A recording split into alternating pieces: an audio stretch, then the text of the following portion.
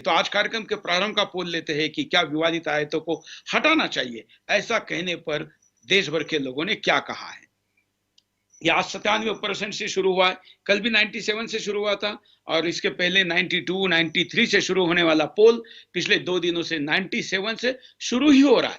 तो कार्यक्रम के आखिर तक कल भी 99% गया था। आज कहा जाता है या 97% में कुरान के अंदर बदलाव न करने की बात करने वाले लोग इसमें कोई बदलाव करते हैं, देख लेते हैं।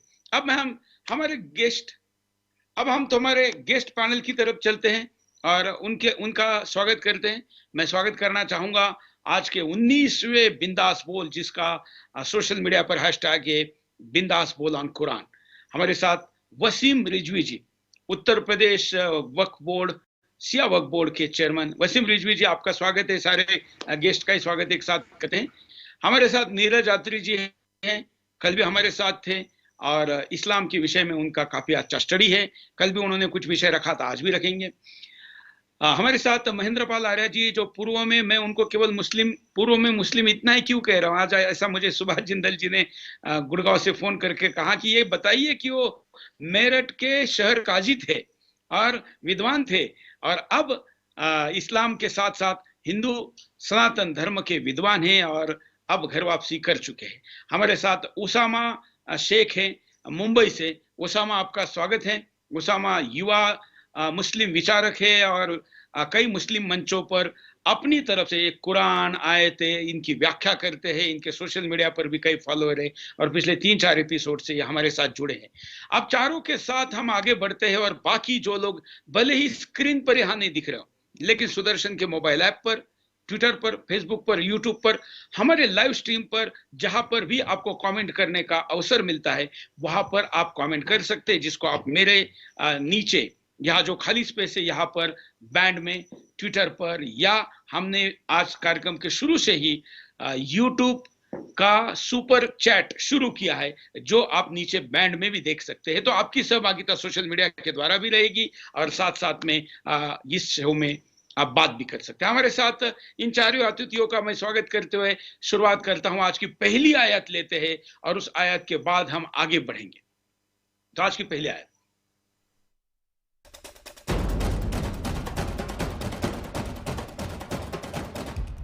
सूरा 3 आयत 151।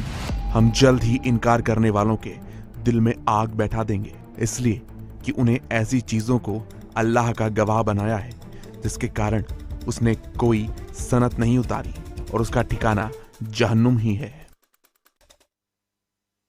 मैं कार्यक्रम के फॉर्मेट के अनुसार महेंद्र पाल आर्य जी के पास चलता हूं। महेंद्र पाल आर्य जी, क्या ये आयत कुरान में है? रिजवी जी ने इसको सही कहा है? मैं पढ़ के सुना देता हूँ। सनुल्की फी कुलूबिल लज़ीना कफ़रू रुअब बिमा अशरकू व मावाहुम जहन्नम व बिअसल मसीर। बिल्कुल कुरान की ही है और अर्थ है कि तुम घबराओ नहीं, हम अनकरीब तुम्हारा रौब काफिरों के दिल में जमा देंगे, इसलिए कि उन लोगों ने खुदा का शरीक बनाया भी तो इस चीज बहुतों को जिसे खुदा ने किसी किस्म की हुकूमत नहीं दी, और आखिरकार उनका ठिकाना दोज़ख है और जालिमों का भी यही बुरा ठिकाना है। ठीक है, मैं अब नीरज यात्री जी के पास चलता हूँ। नीरज यात्री जी, इसका क्या भावार्थ है? और उसके बाद में चलूंगा वसीम रिजवी जी के पास कि वसीम रिजवी जी को पूछूंगा कि उन्होंने आखिर इसको आप उनकी भाषा में खूनी आयत क्यों कहा है। नीरज जी, क्या कहेंगे आप सूरा 3 आयत 151? जी सुरेश जी, इसमें जब हम आयत पढ़ते हैं तो मैं क्यों काफिर हूँ कुरान की शब्दावली में, तो अब इस आयत का जो इम्पोर्ट है, जो इसका अर्थ है, वो ये है कि जो कुरान वाला गॉड है, जो साथ में आसमान पे बैठा है, अल्लाह नाम का जो गॉड है, उसके पूरे संसार को आपस के दुश्मनों में डिवाइड कर दिया। हॉस्टाइल ग्रुप्स है, एक मोमिन है, दूसरे काफिर है। तो मैं काफिर वाले ग्रुप में आ जाता हूँ और काफिर वाले ग्रुप में, तो वो अल्लाह ये क्या यहाँ पर कह रहा है कि क्योंकि मैं किसी और भगवान की पूजा करता हूँ, मैं मूर्ति पूजा में भी विश्वास करता हूँ, तो मेरा ठिकाना दोजख है। और ये जालिमों के लिए बहुत बुरा ठिकाना है। तो जो अल्लाह है वो मुझे जालिम कह रहा है और मेरे लिए उसने दोजख तैयार कर रखी है, और मेरे लिए वो बहुत ही खतरनाक या बहुत ही बुरा ठिकाना है। तो अगर हम की शब्दावली देखें, और इसमें जो एक काफिर को डराने वाली है कि यहाँ पे अल्लाह स्पष्ट कर रहा है कि तुम्हारा रोब काफिरों के दिलों में जमा देंगे। तो दैट मीन्स टेरर क्रिएट किया जाएगा। इसमें मैं दर्शकों को बताना चाहता हूँ कि मिडिल ईस्ट में हमास नाम की आतंकवादी संस्था काम करती है। तो उनके जो फाउंडर थे, उनका बेटा है हसन मुसाब यूसुफ, जो पहले आतंकवादी घटनाओं में संलिप्त था लेकिन अब छोड़ चुका है। तो उसने एक बात कि संसार में सबसे बड़ा टेररिस्ट है वो कुरान का गॉड है। तो तब मैंने वो बात पे विश्वास नहीं किया था, लेकिन ये आयत देखते ही आपको स्पष्ट होने लग जाएगा कि जो गॉड है वही आदेश देता है कि तुम्हारा रौब काफिरों के दिलों में डाल दूंगा। और इसलिए क्राइम क्या है? क्योंकि वो किसी और की पूजा करते हैं, सिर्फ इतना ही उनका क्राइम है, किसी और को शरीक बना दिया उन्होंने। और इसका जो सजा मिल रही है, मुझे दोजख में भेजने का, मैंने कोई जुल्म जिससे कि हर काफिर को। अब आप कल्पना करके देखिए कि हमारे यहाँ तो अभी हम मेजॉरिटी में हैं, जब माइनॉरिटी में अगर हम चले जाएंगे तो इस पे अगर अमल करना शुरू कर दिया, शरिया कंप्लायंट स्टेट बनाने लग गए, तो तब ये हमारे लिए बहुत बड़ी प्रॉब्लम होगी। ये टिकिंग टाइम बॉम्ब की तरह है। जो वसीम रिजवी साहब ने पिटीशन डाली वो भी यही देखकर थी कि भविष्य में हम एक ऐसा भारत ना देखें जहां पर इस तरह की बेसिस्ट आइडियोलॉजी सत्ता पर काबिज हो जाए। हमारा कॉन्स्टिट्यूशन नहीं चलेगा, ह्यूमन राइट्स नहीं चलेंगे, केवल ये जो एक इमेजिनरी बातें इस किताब में लिख दी गई हैं वो चलेंगी। बिल्कुल। किस संदर्भ के साथ आप इसको देखते हैं? वसीम रिजवी जी ने इसको जो लिया है, क्या आप मानते हैं कि ये 26 के लिस्ट में होनी चाहिए? हाँ जी, बिल्कुल होनी चाहिए। क्योंकि देखिए ना, इसमें जब वो वही है कि दो हॉस्टाइल ग्रुप्स बना दिए कि एक तरफ मोमिन है और एक तरफ काफिर है, और फिर यही कुरान बोलती है कि तुम्हारे ये तब तक तुम्हारी दुश्मनी रहेगी जब तक कि सारा दीन अल्लाह के नहीं। तो दैट मीन्स कि सबको कन्वर्ट करना है, तब तक आपने ये लड़ाई जारी रखनी है, नहीं तो इनसे नफरत करते रहना है, इनको टेरराइज करना है। तो इसलिए मुझे लगता है वसीम रिजवी जी ने बहुत अच्छा किया, इस आयत को डालना चाहिए था उन 26 आयतों की लिस्ट में जो निकाली जानी चाहिए। ठीक है। हालांकि मैं रिजवी जी को पूछते कि रिजवी जी आपने 26 के सूची में इसको क्यों लिया? सुरेश जी, देखिए, जिसने कुरान को कलेक्ट किया और इसको अल्लाह की किताब बनाकर और दुनिया में राइज किया, वो थे इनके पहले और दूसरे खलीफा उमर और अबू बकर, और उसके बाद तीसरे खलीफा ने इसको, जो उस्मान थे, उन्हीं ने इसको तीसरी अल्लाह की किताब की शक्ल में दुनिया में दे दिया मुसलमानों के हाथ में, और ये कह दिया ये रहती दुनिया तक रहेगा, इसमें से कोई अल्फाज ना बदला जाएगा, ना घटाया जाएगा, ना कोई इसको बदल सकता है। यानी कि सब पर बैन लगा दिया। अब जिस तरह से इन्हीं ने इस तरह की आयतें रखी हैं, उससे तो साफ जाहिर ये हो जाता है कि जो भी कर रहा है वो सब अल्लाह कर रहा है। यानी कि अल्लाह ही खुद प्लानर है, और वही प्लान सेट करके काफिर जो अल्लाह को मुसलमानों के हिसाब से माने और कुरान को माने, तो वो तो सब ठीक है, लेकिन अगर जो इनकार करता है उसके लिए तो फिर साजिश है, उसके लिए अल्लाह खुद साजिश करा रहा है, और अल्लाह अपने बंदों से ही उनको मरवाने का दुनिया में, भाई भेजने वाला तो अल्लाह ही ईश्वर है, एक ही शक्ति है, दूसरी शक्ति पैदा नहीं करती, एक ही शक्ति है। तो वही शक्ति जिसको आप अल्लाह कह रहे हो, खैर हम उस पर बाद में बात करेंगे। हाँ सुरेश जी, मैं बात पूरी कर लूं। जिसको आप अल्लाह कह रहे हो, वो आपने अपने साथ साथ में बचकाना हरकत ये की है कि जिसको आपने अपना ईश्वर अल्लाह बताया, आपने उसको खुद बदनाम किया है। आपने ऐसी आयतें डाल दी है, जो ये आयत सूरा 3 आयत 151 डाली गई है, जिसमें अल्लाह आपका हौसला बढ़ा रहा है कि हम इनकार करने वालों के दिलों में डालेंगे, हम उनको जहन्नुम भेजेंगे, और उनको अल्लाह इस बात का गवाही देता है। इस तरह की जो उसामा, वेट करो, आपका नंबर आएगा। आज एक एक को अलग अलग एक एक मिनट दिया है। उसामा, बीच में मुंह टेढ़े मेढ़ा करने की जरूरत नहीं है। हाँ मैं अपनी बात पूरी कर लूं, आप इस बिल्कुल आयत के बिल्कुल। पहले से शुरू होंगे और बात तक जाएंगे, मैं अपनी बात पूरी कर लूं। तो इसमें अल्लाह को आपने खुद प्लानर के रूप में पेश किया है और अल्लाह ही जो कुछ करा रहा है वो मुसलमानों से करा रहा है। तो यही पाठ जब मदरसों में पढ़ा जाता है और इस तरह के लोग जब कट्टरपंथी मानसिकता रखकर फिर आतंकवाद के कई जो ग्रुप्स होते हैं उनसे कनेक्ट हो जाते हैं, तो फिर उनके हाथ में जब असलाहे होते हैं तो फिर वो गैर मुसलमानों को टारगेट करते हैं। और जाहिर सी बात है कि हिंदुस्तान में गैर मुसलमान जो है वो मेजॉरिटी में हिंदू ही है। तो उसका हिंदुस्तान में जो भी नुकसानात होते हैं इस कुरान की वजह से, इस खूनी किताब की वजह से, इस नफरत की किताब की वजह से, वो हिंदुस्तान में हिंदुओं को झेलने पड़ते हैं और दुनिया में गैर मुसलमानों को झेलने पड़ते हैं। इसलिए मैंने इस आयत को इसमें रखा है। ठीक है, उसामा शेख आप कैसा बचाव करेंगे? सर, सबसे पहली बात तो मैं ये कहना चाहूंगा कि कुरान शरीफ में लिखा है सूरा नंबर 2 आयत नंबर 256 में कि धर्म के मामले में कोई जबरदस्ती नहीं। पहली बात कि कोई भी धर्म परिवर्तन जबरदस्ती नहीं करवा सकता। पहली बात ओसामा जी, ये उस वक्त आयत आई थी, ओसामा जी ये उस वक्त आयत आई थी। सर आप बीच में ना बोले, मैंने आपके बीच में नहीं बोला, रुक जाइए। क्यों बोलेंगे आप? अब हमको जंग क्यों करना है, कब करना है, इसके 4 सिचुएशन है, हमको वो सिचुएशन देखना है। आयत पर रहिए, आप जिस आयत को बता रहे हैं वो आयत सूरह हज आयत नंबर 14 कि अगर कोई आप मुसलमान हो इस वजह से आपको सता रहा है तो आपको जंग करना है। मैं ये भी बताऊंगा कि आज ये कैसे काम आएगी, आपको उससे लड़ना है, लड़ना या जंग करना, तलवार से वो अपना तय करें। कर सकते हैं, किताब से, पेन से भी कर सकते हैं, जैसे हमारे बहुत सारे इंडिया के बड़े बड़े लोगों ने की है। तो आगे मैं ये भी बताऊंगा कि कैसे वो यूज होगा। सूरह निसा 75 दूसरा क्यों करना है कि जब कोई आपसे बिना वजह या आपके सामने किसी मासूम को कोई मार रहा है या क्यों कोई भी हो, किसी भी धर्म का हो, किसी भी धर्म का, अगर वो मार रहा है या ज्यादती कर रहा है, लेकिन दूसरे धर्मों को तो स्थान ही नहीं देते। तीसरा सर इस्लाम में दूसरे धर्मों का कोई स्थान है? आप तो कहते कि दूसरा कोई है ही नहीं। एक मिनट पूरी बात सुनिए मेरी, 1 मिनट पूरी बात सुनिए, उसके बाद बोल लीजिएगा।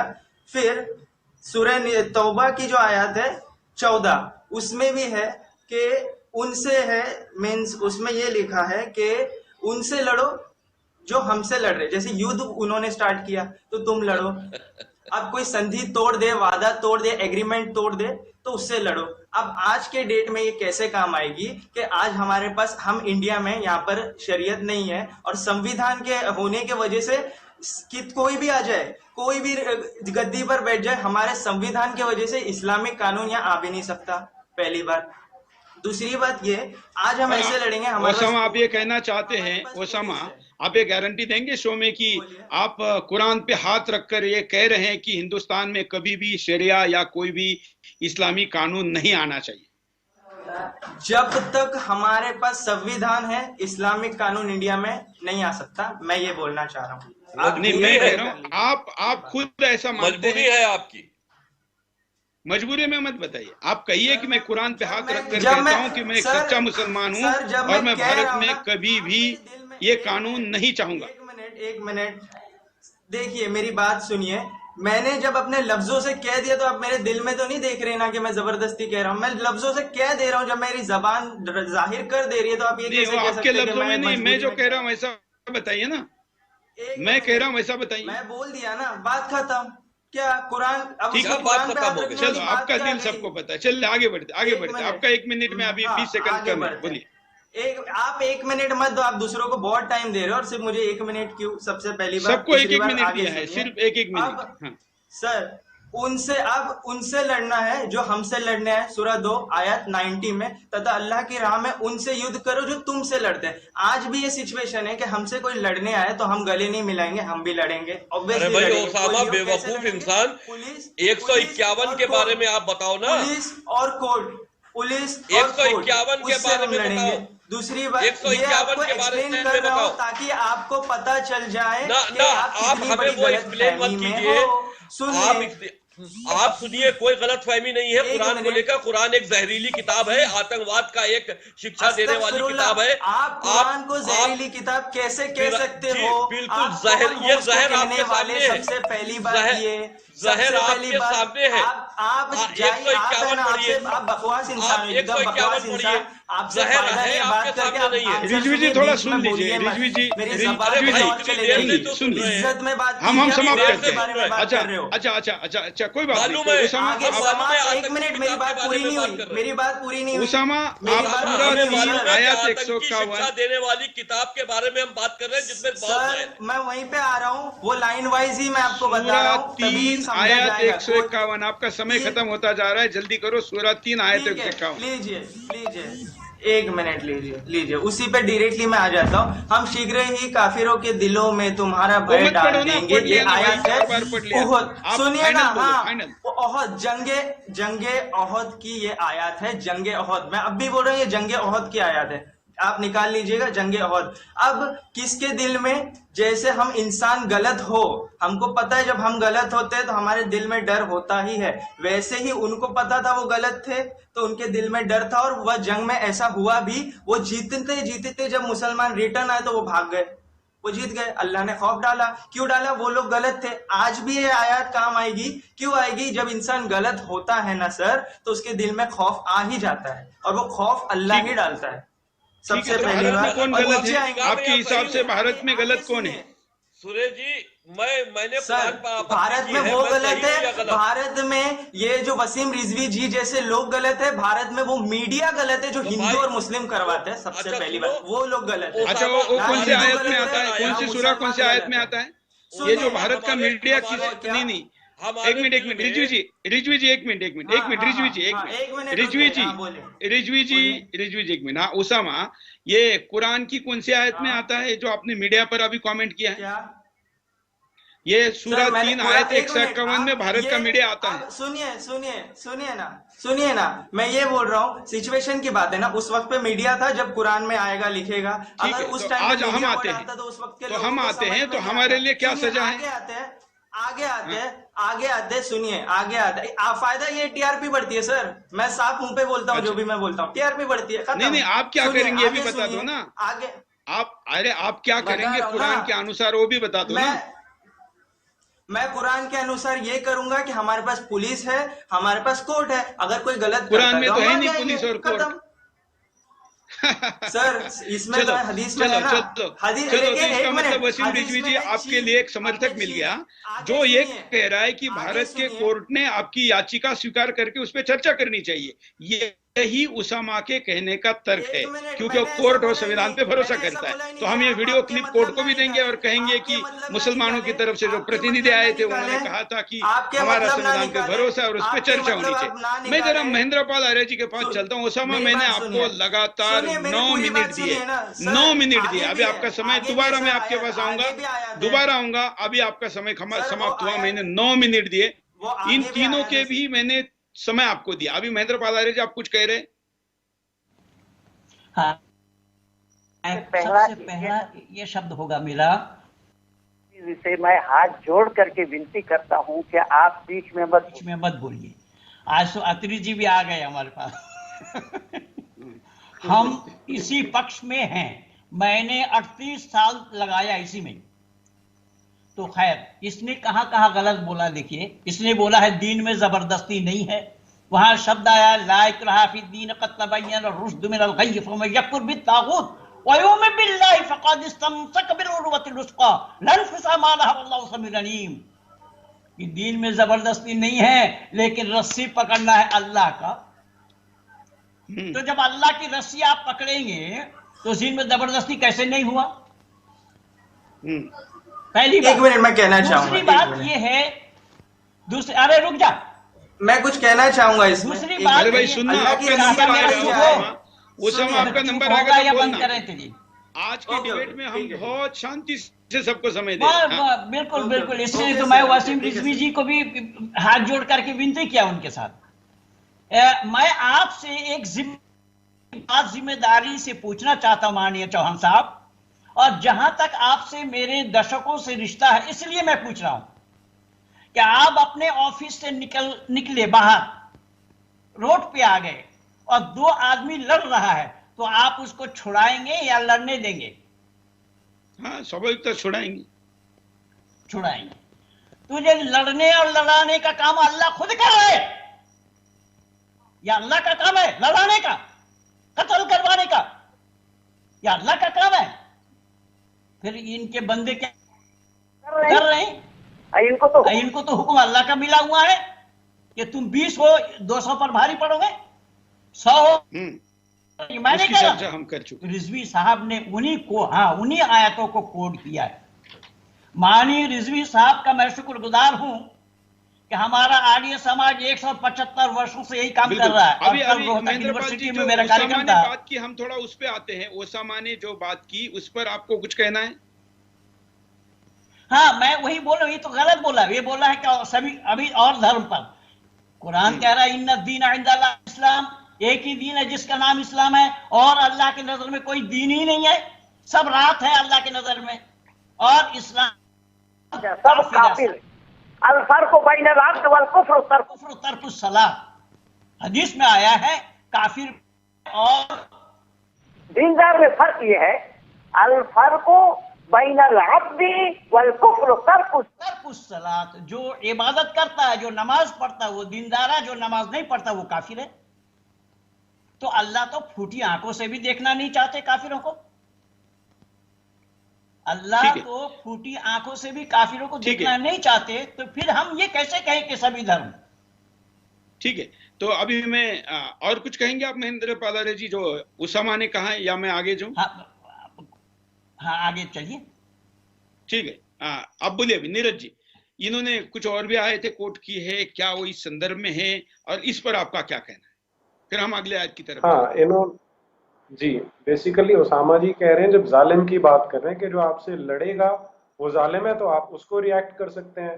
तो अगर आप इस कॉन्टेक्स्ट में देखेंगे तो थोड़ा सा आप इस आयत को जस्टिफाई करने की कोशिश कर रहे हैं, लेकिन वास्तविकता क्या है कि कुरान की जो टर्मिनोलॉजी उसमें जालिम कौन होता है, इसके लिए हम कुरान में से ही आंसर मिल जाता है, जहां उसकी डेफिनेशन एकदम स्पष्ट है।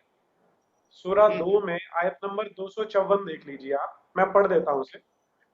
ऐ मुसलमानों, हमने जो कुछ तुम्हें बख्शा है उसे वो दिन आने से पहले अल्लाह की राह में खर्च करो, जिस दिन कोई खरीद फरोख्त नहीं होगी, ना कोई यारी दोस्ती होगी, ना ही सिफारिश होगी। और लास्ट लाइन क्या है? और जो काफिर है वही जालिम है। तो ये जो जालिम की डेफिनेशन घुमाने की कोशिश कर रहे हैं, ये अल्लाह से ऊपर तो हो नहीं सकते। अगर ये कुरान के आलिम हैं तो अल्लाह ने बिल्कुल स्पष्ट कर दिया कि जो काफिर है वही जालिम है, और जो 3:151 में बात हो रही है वो जालिम की हो रही है। क्योंकि एक आम हिंदुस्तानी है ना, वो समझता नहीं है, वो जालिम को समझ लेता है कि किसी पे अत्याचार कर रहा है वो जालिम है। लेकिन कुरान की टर्मिनोलॉजी पूरी तरह स्पष्ट कर देती है कि जो काफिर है, कुफर करना, शिरकत करना, ये सबसे बड़ा जुल्म है। और इसीलिए ये जो आयत है, कंटेंशियस आयत है, इसको हटाने का जो रिजवी साहब ने पिटीशन डाला है वो इसलिए वैलिड है बिल्कुल। जी, मैं इस बारे में इतना ही कहना चाह रहा था। नहीं, जो उसामा ने कहा उस पर आपका क्या कहना है? क्योंकि वो बचाव कर रहे, क्या वो बचाव सही है? नहीं, मैंने वही बताया ना कि वो बचाव की सेंस में कर रहे थे कि यहाँ पर जालिम को मारने की बात कर रहे हैं। इसका बचाव ऐसे कर रहे थे कि जंग के टाइम की आयत है और सामने वाले ने मारा तो वो जालिम है, तो आप जालिम से तो लड़ेंगे, क्योंकि यहाँ पर शब्द जालिम आ रहा है। लेकिन जालिम का कुरान के अकॉर्डिंग जो मीनिंग है वो ये है कि जो काफिर है वो जालिम है, बाय द मेयर फैक्ट कि वो मुसलमान नहीं है, वो मुस्लिम नहीं है वो। हाँ जी, ठीक है। दूसरा, उसामा आप इनकी आपत्ति पर कुछ कहेंगे? तो आप दोनों की हाँ मैं सर, बात मैं बहुत कराता कुछ कहना चाहता हूँ। हाँ, बोलिए। सबसे पहले मैं आऊंगा, सबसे पहले मैं महेंद्र पाल जी के पास आऊंगा। उन्होंने कहा अल्लाह की रस्सी को मजबूत पकड़ो।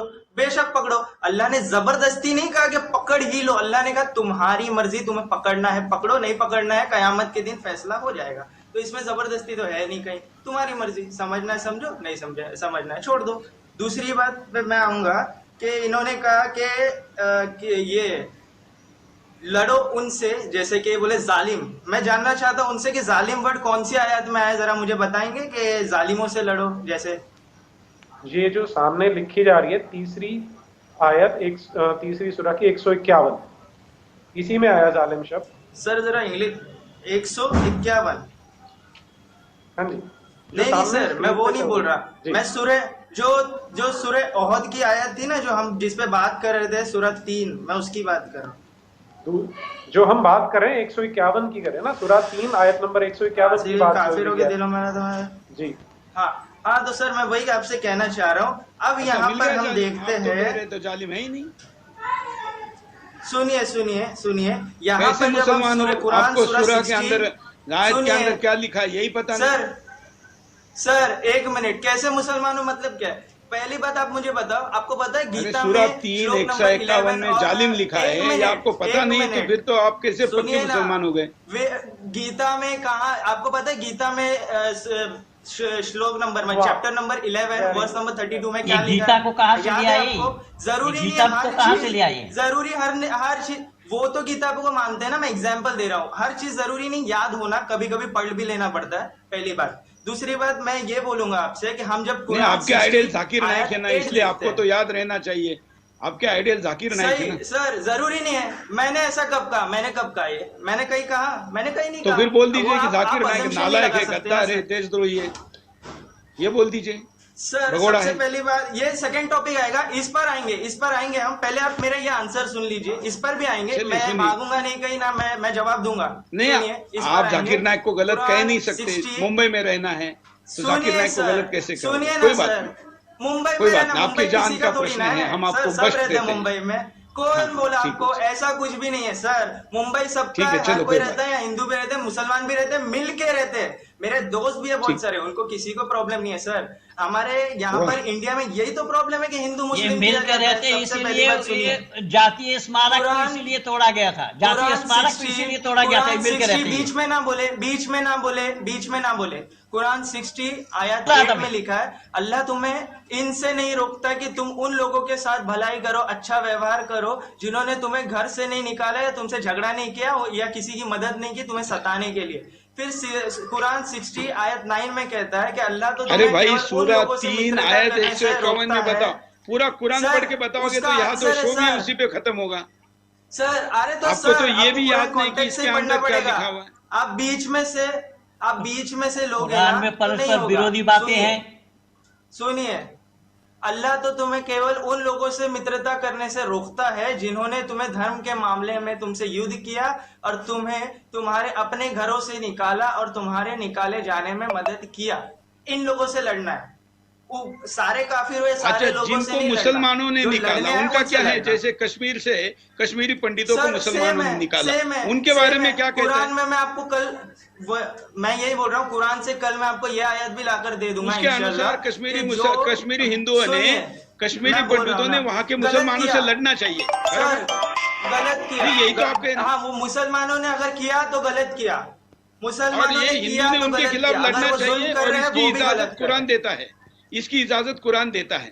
लड़ना चाहिए सर, हाँ लड़ना चाहिए। कुरान पूरी इंसानियत के लिए, सबूत ले लीजिए, अब भी सबूत ले लीजिए, हम इसी टॉपिक पे बात कर रहे हैं, लीजिए ना, कुरान से सबूत दे रहा हूँ। आपको इस शो के सिवा भी जवाब देने हैं, ध्यान रखना। नीरज जी क्या कहेंगे? वो सवाल तो हाँ सर मैं जो है खुला बोल रहा हूँ सर, मैं खुला बोल रहा हूँ। लड़ना चाहिए, हमारे पास कोर्ट है, पुलिस है। अगर कोई मुसलमान गलत कर रहा है तो वो लड़े, कोई हिंदू गलत कर रहा है मुसलमान लड़े कोर्ट से। अरे ओसामा कोर्ट की भाषा करे तो नहीं चलता ना, ओसामा ने तो कुरान की भाषा करनी चाहिए। चलो ओसामा की वापस आने तक जरा रिजवी जी कुछ कहना चाहते, फिर हम इस आयत को खत्म करके आगे चलेंगे। वसीम जी। सुरेश जी, ओसामा ने अभी बहुत गुमराह करने की कोशिश की। ये बार बार कुल कोट की उन्होंने एक आयत को साथ दी। जब ये बार बार एक आयत का हवाला देते हैं कि ये कोई तुम पर हमला करे, तुमसे लड़ने आए तो सर फोन आ गया था, हाँ, तुम पर लड़ने आए या तुमसे हमला करे तो लड़ो। ये सिर्फ एक आयत ऐसी सर, उनको बोलिए मुझे बात करनी है, मेरी बात कंप्लीट नहीं। उस वक्त की आयत है कि इन्होंने ये कहा था कि काबे के लिए ये डायरेक्शन था कि काबे के आसपास मत लड़ो, कोई तुमसे हमला करने आए तो लड़ो। ये पूरी दुनिया के लिए नहीं था। ये ओसामा आप बताओ, ये जो अरे भाई नीरज जी कुछ कह रहे हैं, नीरज जी कुछ कह रहे हैं। नीरज जी, अरे ये जो जहर मैं आपके एक बार, सामने हाँ जी। स्क्रीन पर है, हाँ हाँ, मैं एक मिनट, बार रिजवी जी स्पष्ट आपके कर रहे हैं। समर्थन में नीरज जी कुछ कह रहे, कोट कर रहे हैं नीरज जी। आपने कहा, सुरेश जी इन्हीं ने ये कहा कि अल्लाह दिलों में डर पैदा कर देता है। जंग जो हुई थी उसमें दिलों में डर पैदा किया और मुसलमान जीत गए। तो भाई तुम ये बताओ, तुम्हारे अल्लाह ने, जिसको तुम अल्लाह कहकर ये फर्जी कुरान मजीद की का पाठ पढ़ाते हो, तो तुम्हारे अल्लाह ने ये पिटीशन डालने से पहले, मैं कुछ बोलना चाहता हूँ, पिटीशन डालने से पहले मेरे दिल में तुम्हारे इस कुरान के ऊपर बोलने का डर क्यों नहीं पैदा किया? क्यों नहीं पैदा किया? देखो, सुनिए ना, आप बताओ, सुनिए ना सर, सुनो, आप सर, ये गलत कुरान का प्रचार जब तक करते रहोगे आप इसमें फंसते रहोगे। आप एक आयत को कोट करते हो दूसरी आयत के मुकाबले में, सुनिए, आप एक आयत को आप दूसरे मुकाबले में लाते हो। आप ये बताओ, जो आयत 51 की बात हो रही है, अभी तक तुमने उस आयत 51 के ऊपर कोई 151 पर कोई बात नहीं की। तुम दुनिया भर की इधर की उधर की बातें कर रहे हो। बोलो आयत बोलो। सूरह 3:151 इतनी बात दिखा चुके हैं, इतनी बात दिखा चुके हैं, स्क्रीन पे चल रही है। सर मुझे यहाँ इनकार करने वाले कौन है? मुझे तो स्क्रीन नहीं दिख रही ना सर। अच्छा सर मुझे स्क्रीन नहीं दिख रही ना सर। आयत बोलिए आप, सूरह। चलिए, नहीं, हम इस पे काफी चर्चा कर चुके हैं। सूरह 3 151 और ये इनकार करने वालों के दिलों में आग बिठाल देंगे। नीरज जी, आप एक अगली आयत के बारे में नीरज जी कुछ बोल रहे थे कि वो कुछ एक और आयत को कोट करना चाहते हैं। नीरज जी जी, मैं यहाँ पे जो स्पष्ट करना चाह रहा हूँ कि उसामा जी जो बार बार कह रहे हैं ना कि जंग के समय की आदत है, कोई हमला करेगा तो उस पे हमला करो, वो जालिम है। अब जालिम के बारे में मैं आपसे पहले एक आयत बता चुका हूँ कि किसको जालिम कहते हैं कुरान में। मैं आपको कुरान के कई रेफरेंस देता हूँ। अगला मैं बता रहा हूँ, सूरह नंबर 32 आयत नंबर 22। और जिस ये कह रहे हैं कि खुद पे जुल्म करे उसको जालिम कहा है। ये कह रहे हैं कि खुद पे जुल्म करे उसको जालिम कहा है। कयामत के दिन, स्पष्ट कर दूंगा, कुरान की आयतें कोट करता हूँ मैं कि वो जालिम किसे कहते हैं। ठीक है नीरज जी आगे, फिर हमको अगली आयत लेनी है, अभी 1 मिनट में समाप्त। सूरह नंबर 32 आयत नंबर 22। और जिस शख्स को उसके परवरदिगार की आयतें याद दिलाई जाएं और वह उनसे मुंह फेरे, उससे बढ़कर और जालिम कौन होगा? हम गुनाहगारों से इंतकाम लेंगे और जरूर लेंगे।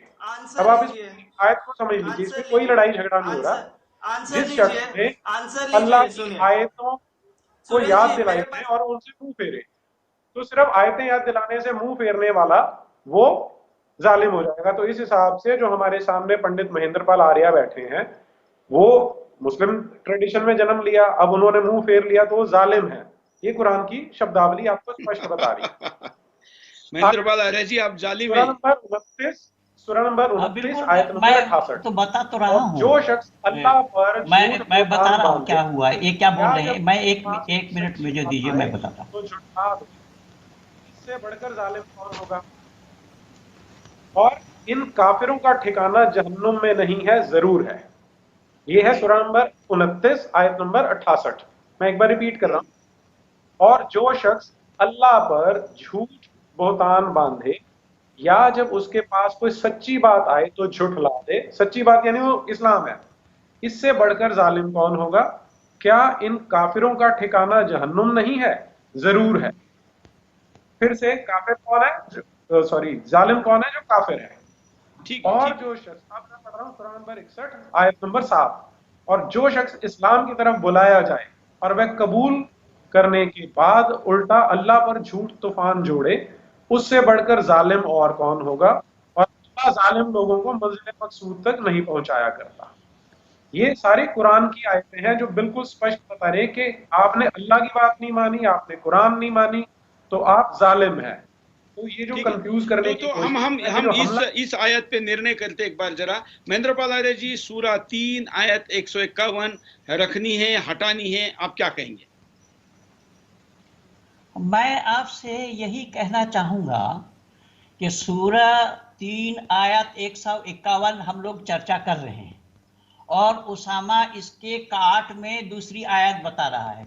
अब ये दोनों आयत विरोधी है। अब यही इसको बताना चाहिए कि कौन सा रहेगा कौन सा जाएगा, इसको निर्णय लेने दीजिए। कि कौन नहीं, सा वो वो तो रखना हटाने चाहते के हैं, कौन पक्ष सा में वो ही नहीं, सुरेश जी, वो तो हटाने के पक्ष में है हटाने नहीं, के पक्ष वो तो में कोई भी आयत हटने के पक्ष में दुगलापना नहीं की है। बात, तो दुगलापना की बात ठीक क्यों? है, ठीक है, चलिए हम आंसर दे रहा हूं ना। अभी हम आइए। सूरा 3 आयत आइए ना। 151 को समाप्त करते हैं और आगे बढ़ते हैं। नीरज जी, आपने शो के पहले हमारी बात हुई थी तो आपने कहा था किसी एक आयत पर आज आप चर्चा करना चाहते जो महिलाओं को लेकर है। ओसामा को उस पर भी राय लेते हैं, जरा चर्चा बताइए कौन सी आयत है, कौन सा सूरा है? हाँ जी, हाँ, सूरा नंबर 4 है, सूरा निसा। उसमें 2 आयतें हैं जो मैं चाहता हूं कि हमारे देश को सभी लोगों को पता होनी चाहिए। अब इसमें पहली है सूरा निसा की आयत नंबर 34, जिसकी मैं बात करना चाहूंगा, जिसमें पति को ये अधिकार दिया गया है कि वो अपनी पत्नी की पिटाई कर सकता है। मैं इसको पढ़ देता हूं एक बार।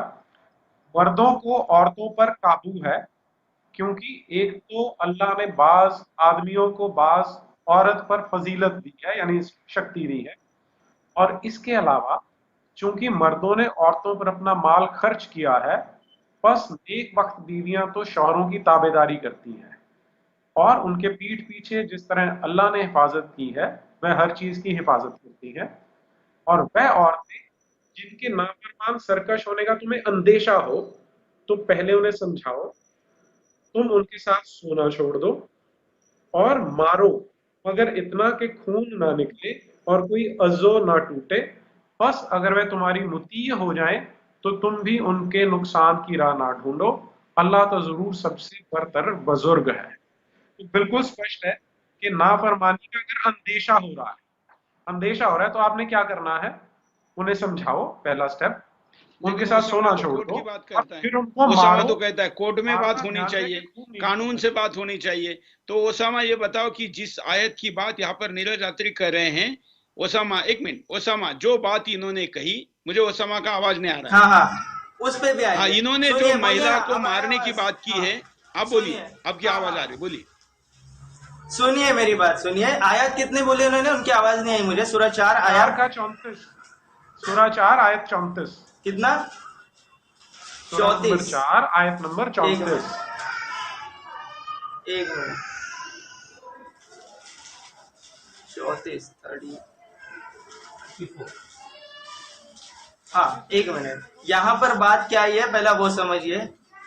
हाँ, पुरुष स्त्री के व्यवस्था है, ये है इस कारण कि अल्लाह ने उनमें से एक आयत नंबर 34। वेट, ये होने दीजिए। उसामा जी एक मिनट रुकिए, एक मिनट, ये होने दीजिए। इसी सूरा की दूसरी आयत भी ले लीजिएगा, मैं वो भी पढ़ देता हूँ ताकि आपको फिर सर दोबारा मेहनत रुकिए नहीं ना, करनी पड़ेगी। एक मिनट, सुनिए, कंफ्यूजन आयत नंबर 24 है, कंफ्यूजन होगा, एक और शौहरदार औरतें, मगर वह औरतें जो जिहाद में कुफार से तुम्हारे कब्जे में आ जाएं, हराम नहीं है। ये अल्लाह का तहरीरी हुक्म है। इसका अर्थ है कि जब ये जिहाद करेंगे तो काफिरों की जो महिलाएं इनके कब्जे में आ जाएंगी, वो इन पर हराम नहीं, यानी उनके साथ जो करना चाहे वो कर सकते हैं। ये अल्लाह का तहरीरी हुक्म है। ये इस तरह की आयतें बताइए। 34 और 24 हाँ, दो होगी ना? आएंगे, इस पे आएंगे। 34 और 24, चौथे का 24, चौथे का 24। पहले आयत। अब इसमें लंबा वक्त लगेगा थोड़ा समझाने के लिए, पहले तो ये सुन लीजिए। अब बोलना नहीं 1 मिनट, क्योंकि 1 मिनट में नहीं होगा। पहली बात, इसमें आयत है पुरुष स्त्रियों के व्यवस्थापक है, इस कारण कि अल्लाह ने उन्हें एक को दूसरे पर प्रधान दी है। प्रधान का मतलब ये नहीं कि उच्चता या जन्म से कोई बड़ा स्थान नहीं। जब हम इसकी तफसील पढ़ते हैं तो मालूम पड़ता है आयत का भाव। एक मिनट, आयत का भाव अर्थ यह है कि परिवार मतलब परिवार में एक संस्थापक होना चाहिए जो मर्द को बनाया गया है, मर्द को एक बनाया गया मेन लीडर, ग्रुप का लीडर। अब सबसे पहले ये बात आती है कि परिवार के जीवन के प्रधान के लिए ये प्रधान होना आवश्यक है, और इस प्रबंध तथा व्यापार का भार पुरुष पर गया है, जो कोई विशेषता नहीं बल्कि एक भार है। जो विशेषता दी गई है वो एक लीडरशिप है, जो कोई विशेषता नहीं है, एक भार है आदमी पर।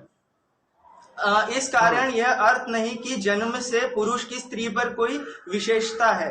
ऐसा नहीं है कि जन्म से स्त्री या पुरुष बड़ा या स्त्री छोटी है, ऐसा नहीं है। इस आयत में कहाँ लिखा है ऐसा?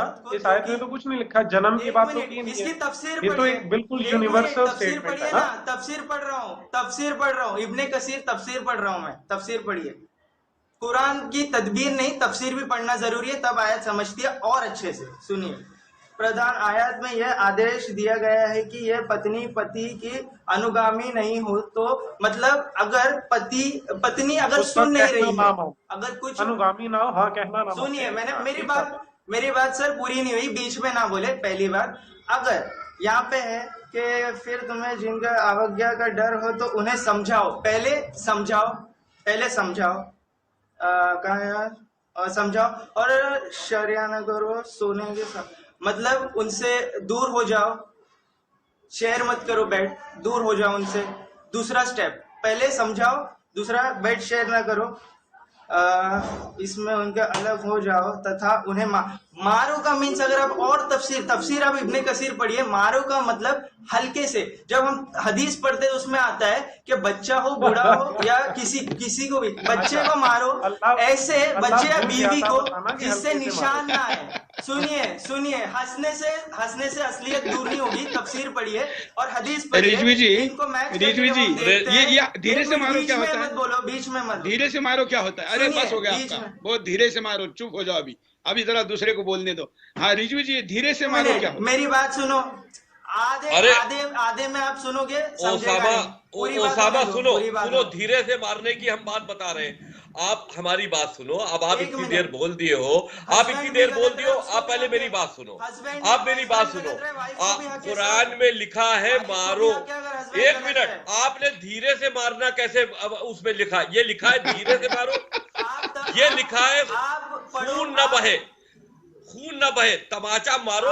अभी कोई किसी के तमाचा मारे तो खून तो नहीं बहता। ठीक है, तफसीर ही पढ़ ली, सुनो, अरे भाई माने समझ में आ रहे हैं, तफसीर तो पढ़ ली, हमारी बात सुनो, पूरी होने दो ना। सुनो, रसूल ने अपनी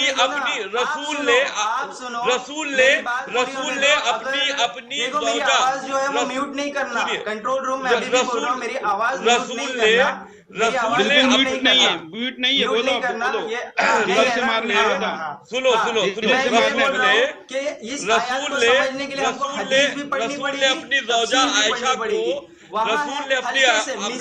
आयशा को कै बार मारा? यानी टूथब्रश, रसूल ने अपनी ज़ौजा आयशा को कै बार चाहिए, कहीं पे खून नहीं आना चाहिए, हड्डी नहीं टूटनी चाहिए। अरे भाई, नबी ने हमारा हमें जवाब तो सारी दो। चीजें बताकर गए। रसूल ने अपनी ज़ौजा आयशा को कै बार मारा? ऐसा कुछ नहीं है, उसके नीचे की आयत कै बार मारा? फिर नीचे की भी आयत पढ़ो। अरे भाई मेरा जवाब तो दो, रसूल ने अपनी ज़ौजा आयशा को कै बार मारा? आयत पढ़ो। एक बार रसूल के घर से चीखने की आवाज आ रही थी, तो रसूल ने इतनी कस के अपनी ज़ौजा आयशा को मारा था कि वो चिल्लाई। का डर हो, यानी टूट जाने का डर हो, तो एक मध्य उस पति के घराने से, अरे भाई ये तुम क्या रीडिंग कर रहे हो भाई? घराने से नियुक्त करो, यदि वे दोनों ठीक है, ओसामा ये पूरा कुरान मत पढ़ना। अरे भाई, नीरज यात्री जी के पास चलते हैं। नीरज यात्री जी, आपने इस आयत को उठाने के पीछे क्या भावना रखी है, क्या और कुरान में महिलाओं को लेकर क्या बातें हैं? देखिए, मैंने ये भी सुना है कि अगर कहीं पर गवाही देनी हो तो एक पुरुष के बदले में 2 महिलाएं चाहिए, तब एक गवाही होती है, ऐसा है? जी बिल्कुल ठीक कह रहे हैं। तो आप अभी ये महिला वाला विषय पूरा कर लीजिए। जी देखिए, इसमें पहली चीज तो ये है कि हमारा जो कॉन्स्टिट्यूशन है वो कहता है कि ये डोमेस्टिक वायलेंस में आ जाएगा अगर आप ऐसा करते हैं, लेकिन जो कुरान की इंजंक्शंस हैं वो इसके अगेंस्ट चली जाती हैं। और वैसे भी आप बिल्कुल ह्यूमन राइट्स के हिसाब से भी देखें तो इसमें कोई इसका कन्वर्स आपको नहीं दिया गया है कि अगर पत्नी को शक है तो पति को नहीं मार सकती, लेकिन पति को शक है तो वो पत्नी की पिटाई कर सकता है। अच्छा, अब इससे ज्यादा सीरियस प्रॉब्लम है वो है जो दोनों को बराबर कहा क्या कुरान में? अरे ओसामा अभी चुप बैठो थोड़ी देर, धीरे से चुप बैठो थोड़ी देर, धीरे से चुप बैठो। हाँ, आप आत्री जी कंटिन्यू करिए जल्दी से, फिर मैं महेंद्र पाल आदि के पास जाऊंगा, हम महिला विषय पे बात करेंगे, फिर मैं रिजवी जी के पास जाऊंगा महिला विषय। नीरज जी, मैं कश्मीर का इंसिडेंट याद दिलाता हूं आपको कि वहां पर स्पेशली पोस्टर चिपकाए गए थे कि तुम यहां से चले जाओ अपनी महिलाओं को छोड़कर। और ये क्योंकि कुरान के अंदर इस तरह का आदेश है कि जब तुम्हारे हाथ में काफिरों की महिलाएं आ जाए तो तुम उनके साथ कुछ भी कर सकते हो। जो शब्द आगे एक मिनट, ऐसा कहीं नहीं है, ऐसा कहीं नहीं है, वो है मा मलकत अयमानुकुम, इसको इंग्लिश में ट्रांसलेट करते हैं what your right hand possesses, और इंग्लिश में हिंदी में बोल देते हैं जो तुम्हारी लॉन्डी हो। तो जो आपके कब्जे में आ गई है, अब बाय द मेयर फैक्ट के आपने उनको पकड़ लिया है जिहाद में, उसकी शादी उस आदमी से कैंसिल हो गई है जिसकी वो पत्नी थी, जो विधिवत लीगल वाइफ थी उसकी। अब वो तुम्हारी लॉन्डी, तुम्हारी गुलाम है, आप उससे एक सर इनका हो गया, टाइम खत्म होना है, मुझे इसका जवाब देना है, मुझे इसका जवाब देना है। इन बातों का धीरे से चुप भयावह मंजर, धीरे से चुप है।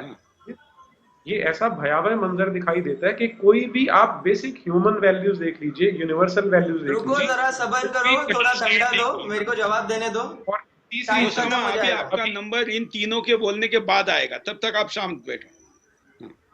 जो अभी आपने तीसरी चीज जो शेयर की है कि यहाँ पर जो महिलाओं को क्या स्टेटस दिया जाता है कि एक महिला जो है वो अगर गवाही देगी तो उसकी गवाही वैलिड नहीं मानी जाती। आता हूं मैं दो महिलाएं, आयत बोलिए, आयत बताइए कौन सी आयत है? एक अगर मर्द में है तो उसकी वजह बीच में मत बोलो ना, आपका नंबर आएगा तब बोलो। हाँ, आप बोलते रहे। सिमिलरली सर टाइम खत्म होने जब वाला है, प्रॉपर्टी राइट्स भी आते हैं तो प्रॉपर्टी राइट्स में भी लड़के का हिस्सा लड़की के हिस्से से डबल है कि अगर मान लीजिए एक लड़का और दो लड़कियां हैं तो 50% प्रॉपर्टी लड़के को जाएगी और 25% लड़कियों को जाएगी। तो इस तरह की जो आयतें खूब सारी महिलाओं की, कश्मीर में तो वो भी नहीं जाएगी। जी हाँ, कश्मीर में तो वो भी नहीं है। और इस तरह की आपको बहुत सारी आयतें मिलती हैं जो महिलाओं के अगेंस्ट चली जाती हैं। तो ये अब डिवोर्स में आ जाइए, हलाला में आ जाइए, कितनी सारी ऐसी चीजें हैं जो महिलाओं को बिल्कुल ही निम्न स्तर पे लेके चली जाती है। महेंद्र पाल आर्य जी, आप कुछ कह रहे हैं महिलाओं के विषय में, कुरान और महिला।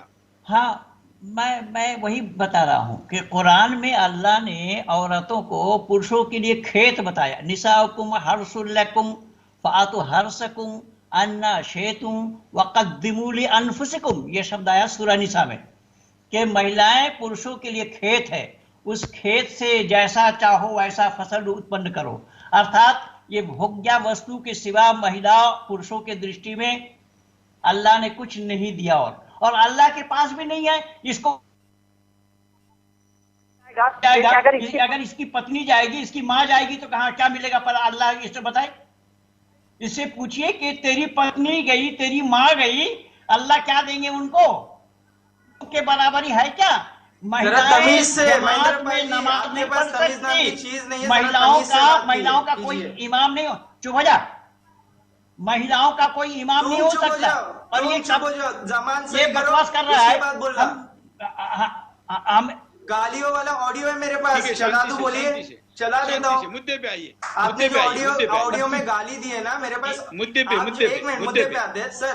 हाँ ठीक है, आप अभी महेंद्र बाला जी आप कंटिन्यू करो, आपका नंबर आएगा ओसामा तब बोलो। हाँ जल्दी करो, आज हम बड़े शांति से जा रहे हैं, अच्छे से जा रहे हैं, दर्शकों को अच्छा लग रहा है। ठीक है कि कुरान में अल्लाह ने औरतों को केवल भोग्य वस्तु बताया। औरतों के लिए पुरुष के बराबरी नहीं है कहीं। पिता के संपत्ति में 4 आना के हकदार हैं, पति के संपत्ति में 2 आना के हकदार हैं, और इनकी जमात नहीं होगी, इनका कोई इमाम नहीं बन सकता। पुरुषों के जमात होंगे, महिलाओं की जमात, इनकी इमाम कोई नहीं बन सकती है, और महिला अपने आप ही नमाज पढ़ना पड़ेगा। और अल्लाह के पास भी, जन्नत में अल्लाह के पास भाव है। महिलाओं के लिए कोई बशारत नहीं है वहां पर कि उनको क्या मिलेगा, क्या मिलेगा, क्या मिलेगा। केवल तो औरतों के साथ तो अल्लाह ने भाव कर रखा है। और निसाकुम हर्सुल लकुम फातु हर्सकुम अन्ना शेतुम, इसका शान नुज़ुल मैं बताऊंगा तो अब शब्द समाज में वो सुनने लायक नहीं होगा, इसकी शान नुज़ुल। और ये मैं वो क्या वो अश्लील है, इसलिए आप ऐसा कह रहे हैं? महेंद्र पाल आर्य जी, क्या वो अश्लील है? आप जो कह रहे हैं कि आप बताना नहीं चाहते, वो ज्यादा अश्लील है इसलिए नहीं बताना चाहते? हाँ जी, अश्लील है। अश्लील ये है, थोड़ा संकेत कर देता हूँ। एक आदमी भागते दौड़ते हुए नबी के पास आए कि हुजूर मैंने अपने सवारी को औंधा कर लिया, यानी अपने पत्नी को पट कर लिया। तब वो भी नहीं जानते, अल्लाह ने आयत उतार दी कि तुम्हारे खेत है, तुम आगे से जाओ, पीछे से जाओ, दाएं से बाएं से जाओ, मरी साथ जाओ। चलिए अपना पारिवारिक चैनल है, ऐसी बातें नहीं करते, आगे बढ़ते हैं। रिजवी जी, ये जो आयत है ये आपके 26 के लिस्ट में नहीं है, तो आपकी लिस्ट 27 करने की संभावना है? देखिए साहब, मैं पूरे कुरान मजीद को चैलेंज करता हूं। 26 तो मैंने वो आयतें रखी थी जो गैर मजहब के लोगों के ऊपर जुल्म करने और इंसानों को बांटने के लिए मुख्य रूप से है। लेकिन अगर उसमें आयतें देखी जाए, जैसे कि अभी नीरज जी ने ये बात कही महिलाओं वाली, तो महिलाओं की आयत मैंने उस पर इसलिए नहीं रखी कि ये ठीक है, ये आप डिसाइड कर लो, अपने घर की बात है। जहां तक कि मैं ये समझता हूं, ये आयतें उस वक्त तक रसूल के पास आती थी जो रसूल खुद करते थे। जब रसूल ने आयशा को मारा था, जब रसूल ने आयशा को मारा था, तब ये आयत आ गई कि मार सकते हो। तो जो रसूल खुद एक्टिविटीज करते थे उसको ऊपर ये बात कह दी जाती थी। हाथ नहीं उठाए, सबूत दो ना, नबी ने कभी हाथ नहीं उठाए। अरे बुखारी में लिखा है, बुखारी में लिखा है, आयशा के हवाले से लिखा है। कहाँ लिखा है? कहाँ लिखा है? कहाँ लिखा है? अरे अभी कहाँ लिखा है? मैं चेक करूंगा। अरे मेरी बात तो पूरी होने दो। कल बताना, आज समाप्ति की तरफ जा। हाँ सर, मैं वही बोल रहा हूँ। देखो तो महिलाओं का जहां पर हिस्सा है, वहां पर महिलाओं का अगर सबसे ज्यादा अपमान है तो वो इस्लाम में अपमान है। जो औरत किसी की पत्नी हो और वो जन्म में एक आ रही हो, खुद जो आदमी, अरे चुप रहो, इस्लाम की तौहीन कर रहे हो, चुप रहो, शर्म आ रही है थोड़ी सी। अरे ये थोड़ी तौहीन, थोड़ी ये तुम्हारा कुरान इस्लाम की तौहीन है। इतनी सी, तुम्हारा कुरान इस्लाम की तौहीन है। ये कुरान, इतनी सी शर्म आ रही है या नहीं आ रही है? ओसामा बेहतर होगा कि इस कुरान को अपने अपने घरों में जला दो। अल्लाह से डर लो यार, अपने अपने घरों में इस कुरान को जला दो, मत पढ़ो, बहक जाओगे। अल्लाह से डरो, इंसान से हैवान हो अल्लाह से जाओगे, डरो, इंसान से हैवान हो जाओगे, अल्लाह से डरो, इंसान से हैवान बन जाओगे। इस कुरान को बनना बंद करो, दौलत इस कुरान को पढ़ना बंद करो।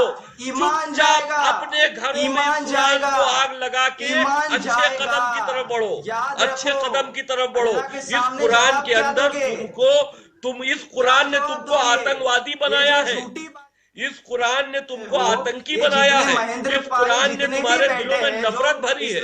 इस कुरान को तुम भूल जाओ और इंसान बन के इंसानियत के मजहब को कायम करो और ये बात कहो कि इस्लाम इंसानियत का मजहब है और इंसानियत के लिए काम करो। मैं आप दोनों को रोकता हूँ, जरा हम सभ्यता की भाषा की तरफ जाएं और धीरे से ऐसी बातें बोले जो, जैसे कि इन्होंने कहा कि अल्लाह ने कहा धीरे से मारो।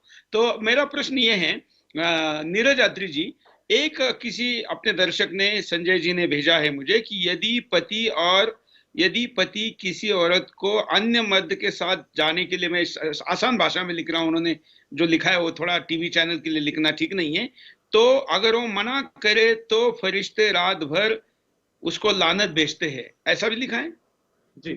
और ये भी लिखा है कि ये तो आप, ये सुरेश जी, ये ना जो अभी आपने बताया है, ये दारुल उलूम की वेबसाइट पे चले जाएं तो वहां पर उन्होंने बिल्कुल स्पष्ट करके लिखा है, दारुल उलूम वालों ने लिख रखा है। अजी एक और है, इस्लाम में नमाज के वक्त अगर कोई कुत्ता, गधा और महिला सामने से गुजर जाए तो नमाज कबूल नहीं होती, ऐसा है? ये रिजवी ऐसा है, हदीस में लिखा हुआ है। महिलाओं को कुत्ता गधे से कम ये लोग नहीं समझते, इसलिए ऐसा है। अच्छा, महेंद्र पाल जी ऐसा है? हाँ, मैं वो तो बोल रहा हूँ 100% है। मैं आपसे एक गुजारिश ये करना चाहूंगा कि ये ओसामा बिन लादेन जो बोल रहे हैं, इनके पिता वर्ग के लोग तो चैनल में आ नहीं पाए, अब बच्चे को भेज करके हमारा कार्यक्रम को डिस्टर्ब करना चाहता है। बच्चा जो दिख रहा है, अब मैं ये पूछ रहा हूँ, ये जिस अल्लाह से डर नहीं, मैं आपके पक्ष में हूँ, चिंता मत करो, आपने आना चाहिए, रोज आना चाहिए। मैं ये कह रहा हूँ, ऐसा है उसामा, सर आप इसलिए बोल रहे हो। अच्छा उसामा, एक ध्यान रखना, मैं सबके सामने तारीफ करता हूँ कि दिल्ली के जामा मस्जिद का गद्दार जो इमाम बुखारी है ना, डर गया, लेकिन आप आ गए, अच्छी बात। कोई भी होगा आप देवबंद के इतने बड़े बड़े उलेमा नहीं आए, मुझे उससे कोई फर्क नहीं पड़ता सर, तारीफ कोई आए या ना आए, जो बरेलवी से आते थे वो भी डर गए, भाग गए। कहते हैं कि हमको तो सऊदी से फोन आ रहे कि शो में मत बैठो, आप बैठ रहे हैं, मैं आपकी तारीफ करता हूँ। हम आपसे सहमत हो सकते हैं, लेकिन आपकी शो की सहभागिता का हम सम्मान करते हैं। नीरज जी कुछ कह रहे हैं, हम जल्दी जल्दी समाप्ति की तरफ जा रहे हैं। नीरज। हाँ जी सुरेश जी, ये जो रेफरेंस मांग रहे थे, मैं रेफरेंस दे रहा हूँ, जो ये गधे, कुत्ते और वुमेन वाला है। मुझे बुखारी, सही बुखारी, सही मुस्लिम और या कुरान से चाहिए, हदीस से चाहिए। अल्लाह जो चाहता वही होता है। तो ये कार्यक्रम को अल्लाह ने चाहा या नहीं चाहा? बहुत बेहतरीन आंसर है, लंबा आंसर है पर बहुत बेहतरीन आंसर है। आ जाएगा, अल्लाह जो चाहता है वो होता है, जो चाहता है नहीं होता। इसका बहुत बेहतरीन आंसर है मेरे पास। क्या बेहतरीन आंसर है? नंबर 490। हाँ, धीरे से बताना। अब जरा इन्होंने नीरज यात्री जी ने आज रेफरेंस भी दिए हैं और हम ये सब अपने वेबसाइट पर भी डालते हैं, और साथ साथ में जो यूट्यूब के कमेंट है उस पर भी डालेंगे। आज हमने अपना समय लांग कर 3-4 मिनट एक्स्ट्रा दी है इस शो में। कल रात 8 बजे हम पुनः आएंगे। मैं आप चारों का आभारी हूं, लेकिन जाते जाते आज के कार्यक्रम में पोल दिखा देते हैं कि कार्यक्रम के आखिर में पोल में आप लोगों ने कितना प्रतिशत क्या कहा है। देखिए, कार्यक्रम का शुरुआत 97% से था, और अब जब मैं आपके सामने कार्यक्रम का अंतिम पोल दिखा रहा हूं तो 99% में लोग कह रहे कि हाँ, कुरान की विवादित आयतों को हटाना चाहिए, और ये वसीम रिजवी से सहमत है। मित्रों, मैं आज पुनः घोषणा करता हूं कि इन सारी आयतों को समाप्त करके हम जल्दी ही एक मेगा एपिसोड करेंगे, जिसमें एक ही एपिसोड में हम 26 की 26 आयतें और उसके साथ जो अन्य आयतें हैं उनको भी लेंगे। हम मुस्लिम महिलाओं को भी कार्यक्रम में चर्चा के लिए बुलाना चाहते हैं, क्योंकि जिस प्रकार की चर्चा चल रही है उसमें मुस्लिम महिलाओं की सहभागिता आवश्यक है। इसलिए जो मुस्लिम महिलाएं ऐसी आयतों पर अपना पक्ष रखना चाहती है, समर्थन में हो विरोध में हो, क्योंकि हमारा काम तो आपको केवल मंच देना है, आप हमें संपर्क करिए। हम एक स्पेशल एपिसोड महिला और कुरान इस विषय पर करेंगे। जो अपने आप को सेकुलर और बहुत ही महिला अधिकारों की बात करने वाली महिला है, जैसे कि वृंदा खरात है, मैं उनको भी इस कार्यक्रम में बुलाऊंगा। आज के लिए इतना ही। धन्यवाद। जय हिंद।